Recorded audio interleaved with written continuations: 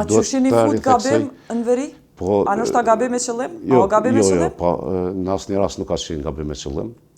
Jo, në pak raste, ushtrit në mbarë botën, mund gabojnë koordinatat, ne nuk kemi futur në territor të Republikës Sërbisë, kemi qenë brenda teritorit të Kosovës. Po, e kemi një situatë, jave të fundit, FSK-ja është fut në veriun e Kosovës, Mitrovicën e veriut, në një incident që mas ne e keni qujt gabim, jo në paralemru masa, a ka marrë dikush përgjegjësi për çështë ngjarje që ka ndodhur? Patjetër ne ngrisim gjithmonë komisionet disiplinore kur ka ndonjë, mund të themi, shkelje procedurale. Çka ka ndodhur këtë rast?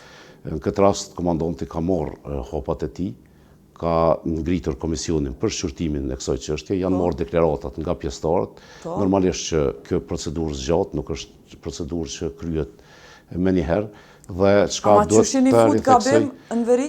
A nështë ta gabim me qëllim? A o gabim me qëllim? Jo, në asë një rast nuk ka qenë gabim me qëllim.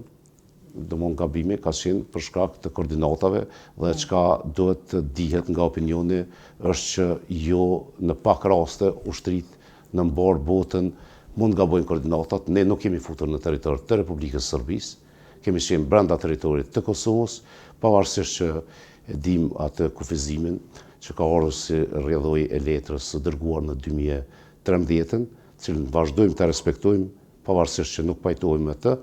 Mirë po, tani më edhe mundësia për këto gabime është më e madhe, për shkak që në të kaluarën aty ata do të hasnin në rojet e urës, në struktura të ndryshme që do të pengonin. Sot në veri kemi të shtrirë, sovranitet, legjeran, kemi policinë e Kosovës, kemi strukturat shtetërore. E na vetestojmë që të me gabime? Jo, nuk arsitoj në asnjë mënyrë gabimin taktik. Sigurt ka qenë gabim? Po patjetër që gabim, për shkak që...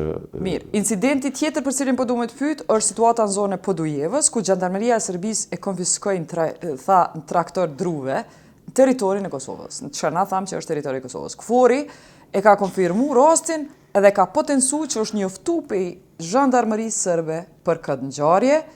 A kemi na problem kufi me hajna druve? A kena probleme serioze? Unë besoj edhe po kthehema njerë të qasja Serbisë, qasja militariste në raport me Kosovën, gjitha këto provokime po bëhen për të arsituar mbajtjen e trupave ushtarake serbe për gjatë vjes. Po, KFOR-i s'po thotë që janë provokime. Ç'kjo po thotë është hajni druve? Po, edhe po tjetë vjedhje druve, nuk është çështje Gjandarmerisë së Serbisë brenda territorit të Kosovës të bëj zgjidhje të këtyre natyrave.